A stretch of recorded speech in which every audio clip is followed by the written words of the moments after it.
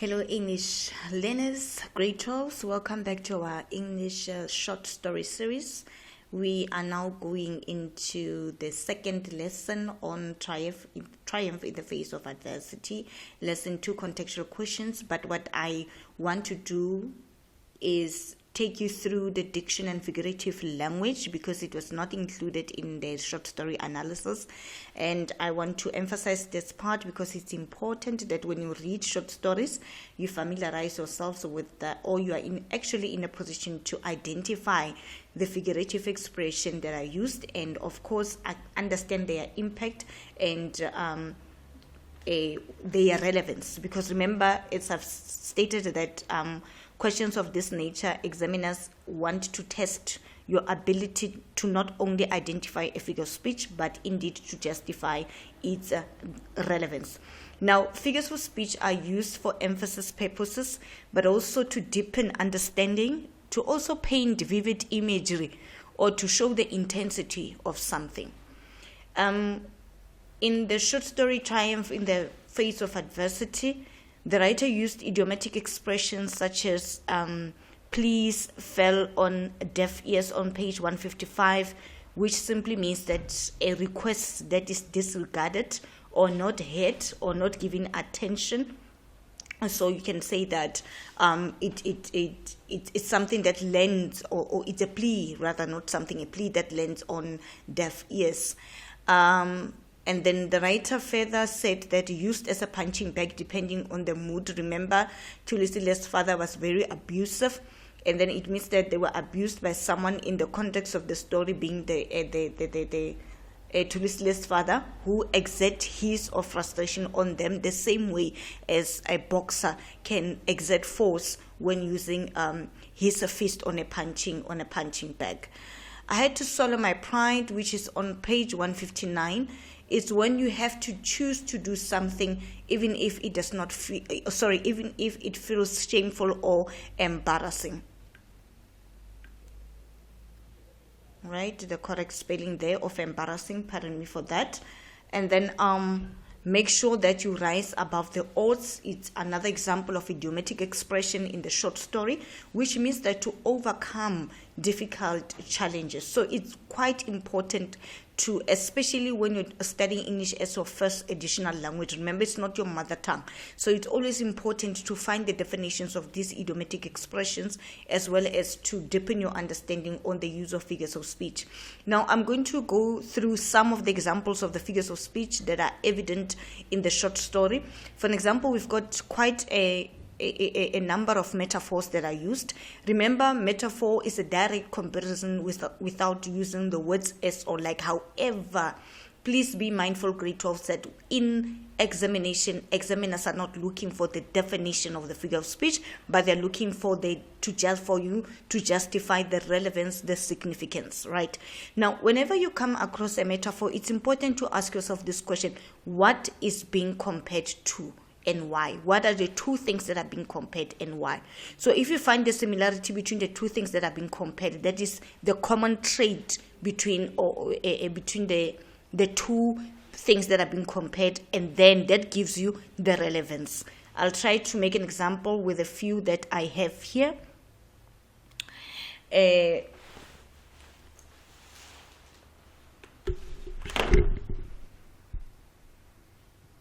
Right, T.L. said that her mother's life is the empty life that she had. Remember that she was mourning the empty life that her mother had. So similar to an empty hollow, her mother's life was compared to a hollow that is rather void and empty. So it simply means that her mother's life, just like an empty hollow, does not have anything worth mentioning, because it seems that her mother was robbed of her life to fully live her life. It seems that the mother did not even have a significant purpose, right? My father was a complete monster in a literal sense.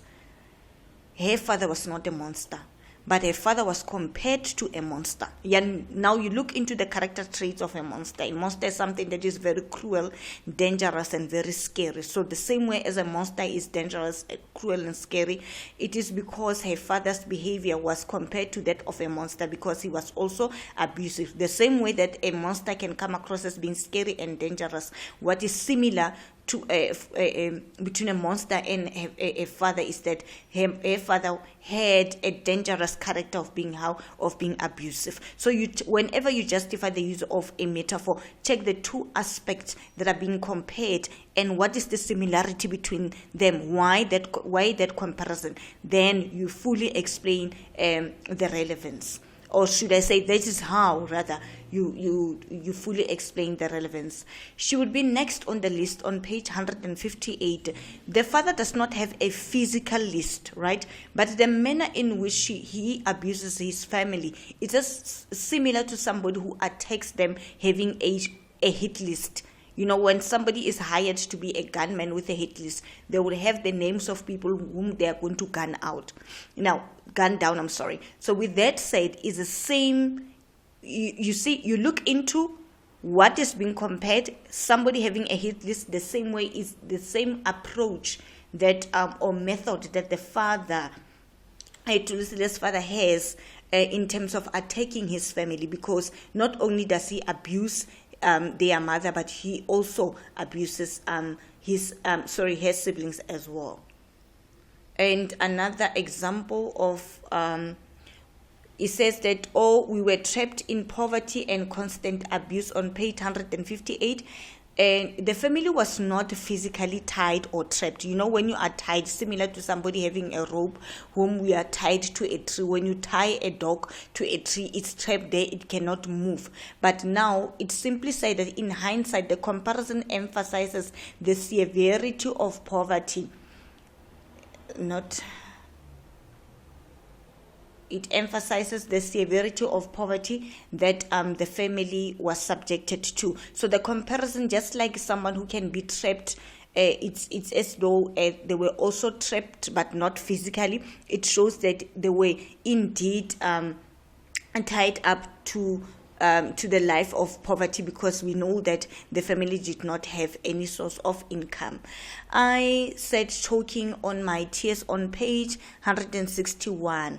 The manner in which, not choking physically or literally, but the manner in which she was communicating here, it was similar to somebody who is choking, meaning that it was difficult for her to voice out or to communicate, because indeed she was in a state of despair, crying. So you check as to what is that the author was trying to emphasize using that comparisons.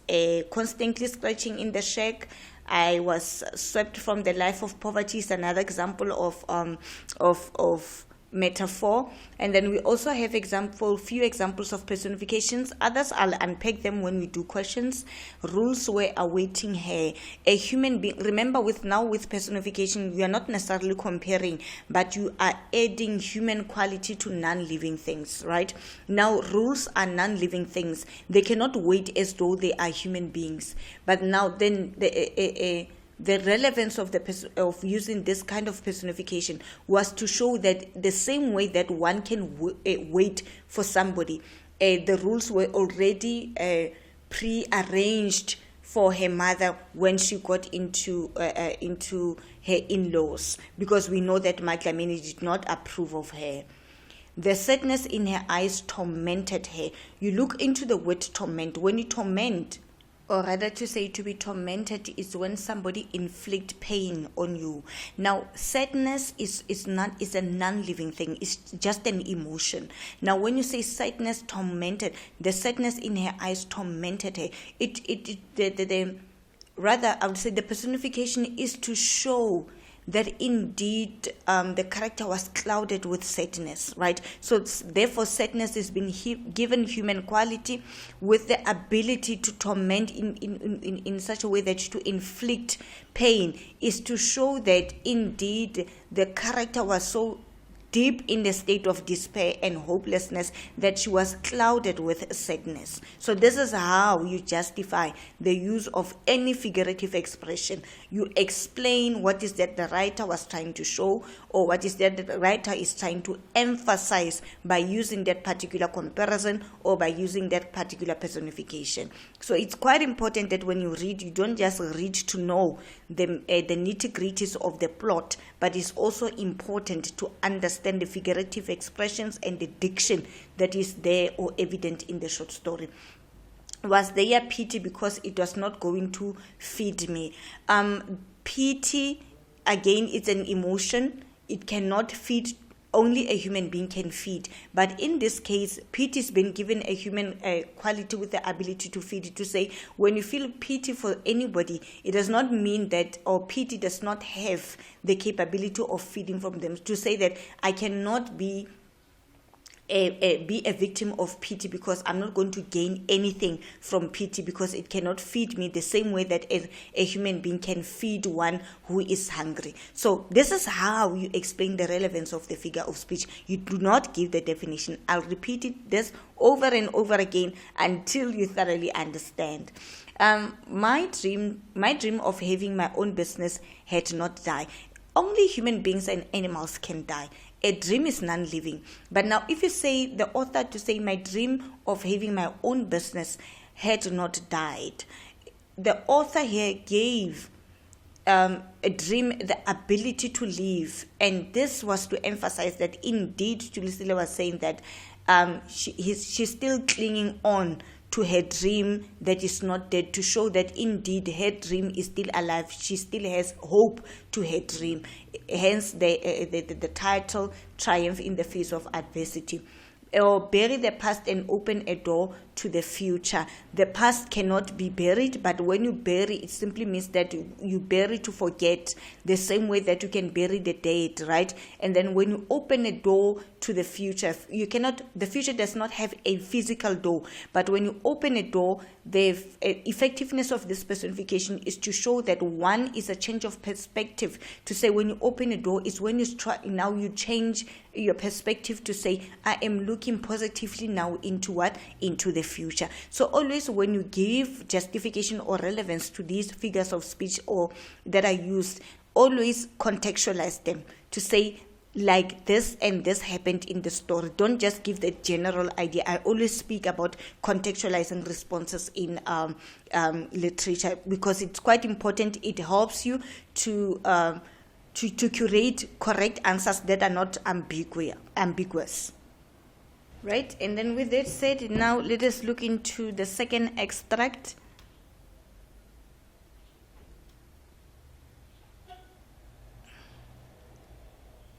Okay, fine.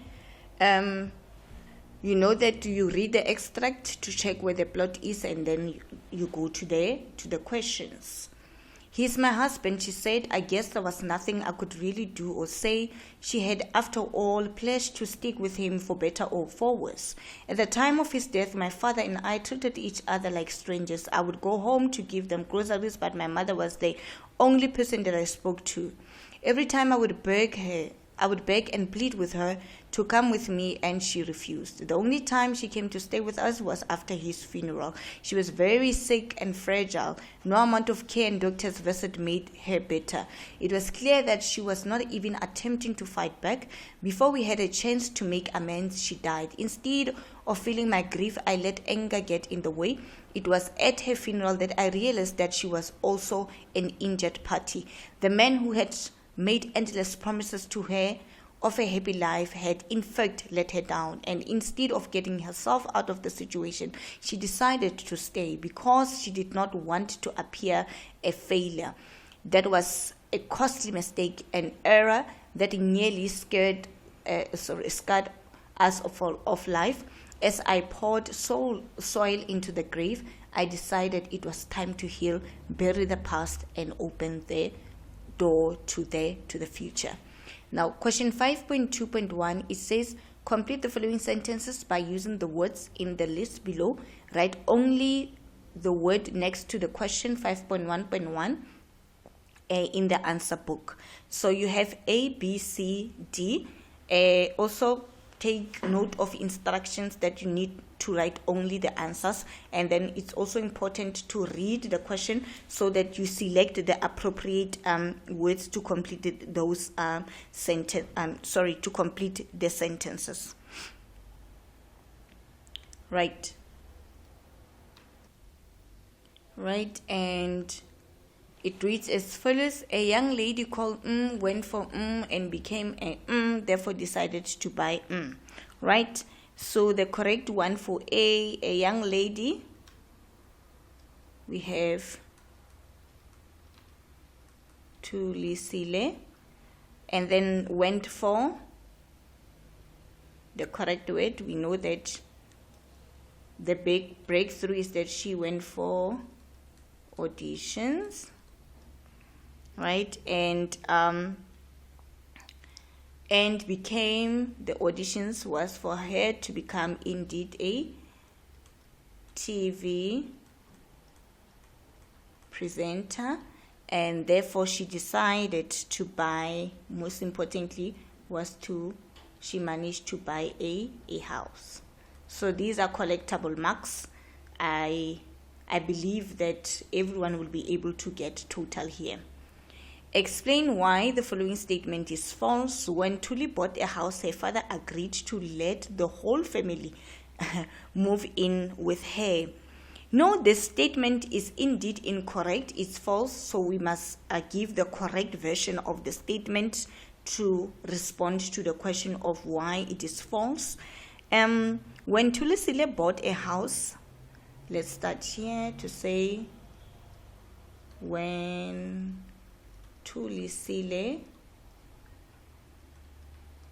bought a house,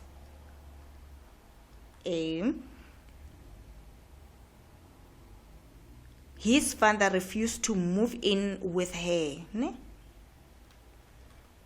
His father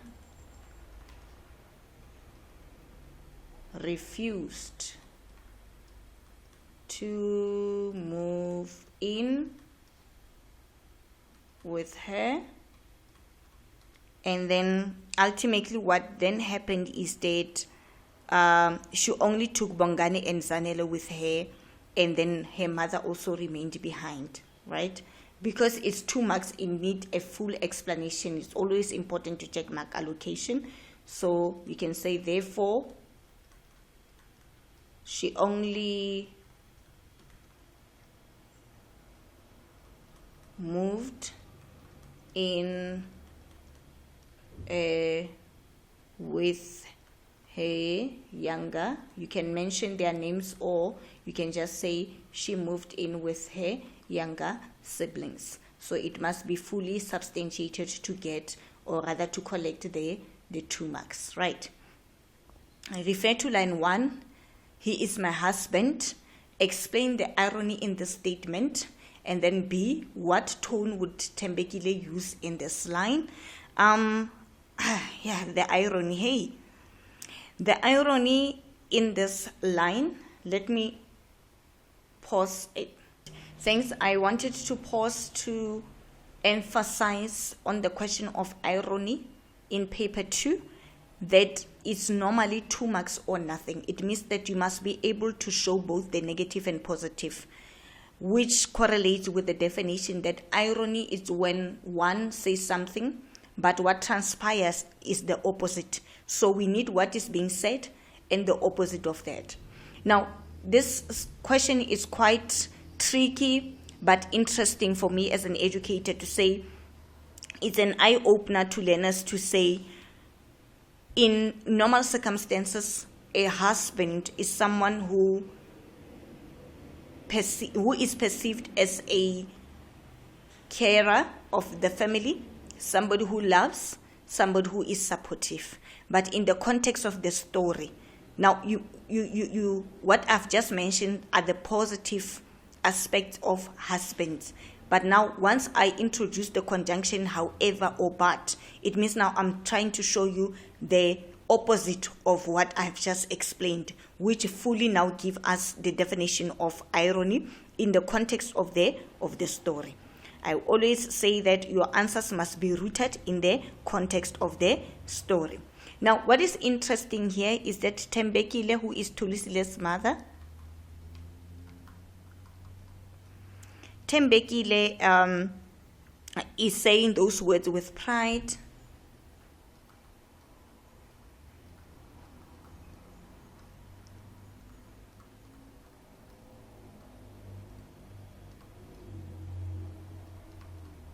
With pride when he says, he is my husband, right? Yet she has suffered. Yet, remember the word yet, it means that it, now I'm introducing the opposite of what I've just explained here, right? But yet she has suffered a lot of abuse in the hands of this man. A lot of abuse in the hands of, let's say, her husband. So once you say he's my husband, it's with a state of pride, but it's unfortunate that the same person whom she refers to as her husband with such pride is the same person who subjected her to abuse, which is rather how ironic. What tone would Thembekile use in this line? Because she's trying to be defensive, so we can say she is using a defensive tone. I believe by now you understand how to come up with tones. I said you use adjectives, which are descriptive words that are relevant to the context of what is happening. Because remember here, she had an argument with her daughter who wanted to move her out from the house. But then now she was so committed to the marriage. Hence we say that the tone is how defensive. At times the examiner bear in mind that, let me put it this way. If you want to test if the adjective that you have provided in your response is correct, do this. Try to justify its relevance. For an example, I would say, if for argument's sake would say, or for example purposes would say, we had question C, and to say outline or the tone, and then thereafter you must explain if that tone is appropriate. I would say yes, because she's trying to convince Tulisile that or she's trying to protect her marriage, even though her marriage is not fruitful towards her. Hence, she is using a defensive tone. So once you cannot justify the relevance of that tone, chances are high that that tone or that word that you have just used is not accurate. So once you think of an adjective to say, oh, okay, I think maybe she's using a tone of pride. Can you justify the relevance? Can you justify whether the tone is appropriate in relation to what is happening in that particular scene? Then you will know that indeed you came up with the correct adjective to describe the tone. Quote 5 consecutive words which support that Tulisile did not have a relationship with her father. Right? And now you go back to the extract.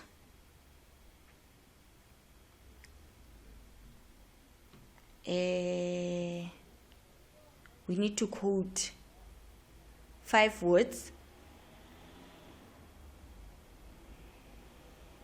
1, 2, 3, 4, 5. So these are our words. Treated each other like strangers. These are 1, 2, 3, 4, 5. So whenever you are asked to quote, stick to the required number of words. Do not exceed, please. So to show that indeed they did not have a relationship, we would quote with quotation marks to show that we are quoting, and then the answer, treated each other like strangers, and then close quotation. That is how you collect your mark. Right? Refer to the whole story, which is the last question, 5.2.5. Tulisile believes that time heals everything, and then we need to discuss to discuss your view. As I've said, 3 marks, 3 facts, and then the 3 facts must be deduced from the storyline. It must not only be opinion based. Now, before you discuss, you read again so that you understand what is that the examiner requires you to discuss. T.L.L believes that time heals everything. Discuss your view. 1, we say yes.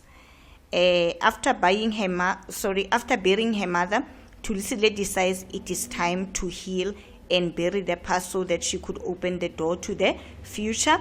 And then 1, she starts to believe that the difficult life she has lived as a child makes her become a stronger woman.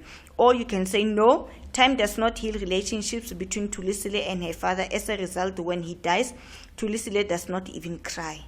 At the time of her father's death, T.L.L and her father treated each other like strangers. She only spoke to her mother when she delivered groceries. So it means that time does not heal. So when you say no, you can use the aspect that unfortunately her parents passed on, especially her father, without having a relationship, and we've got evidence from the story to support that. Okay, let me just write them down so that when you revise, because I know at times I just state the question without necessarily writing them down. You say time does not heal. You see, this is a general statement, ne? So you need to come up with evidence from the story to support that. You'll say T.L.L and her father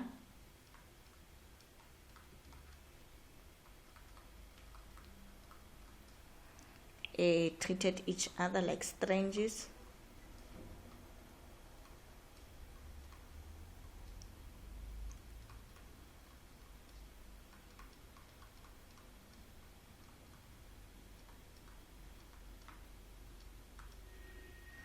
Right,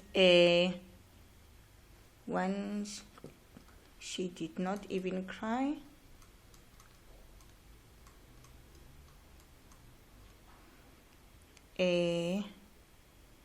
At the time of her father's death.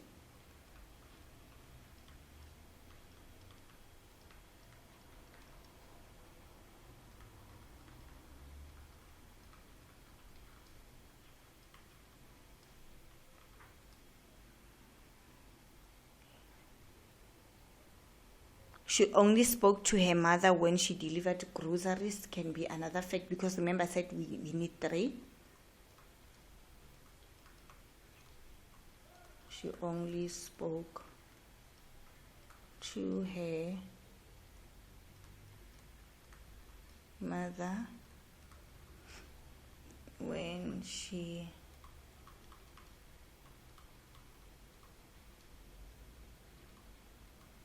groceries, which shows that indeed time does not heal. So you have these facts from the storyline, not only opinion based.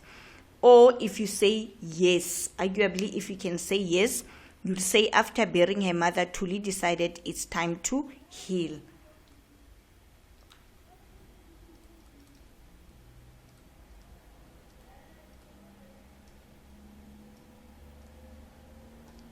To heal after burying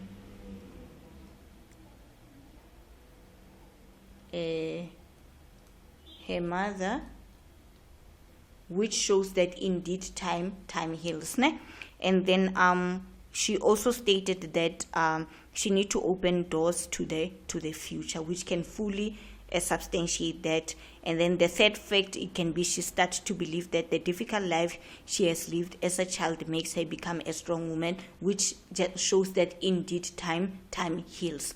So you have a statement, a bold statement that you need to justify with events from the storyline. Once more, I hope that the lesson was fruitful to you and it broadened your insight and understanding on how to approach literature questions and how to, most importantly, respond to literature questions. Stay tuned for more, and don't forget to like the video, to subscribe, and to share the link.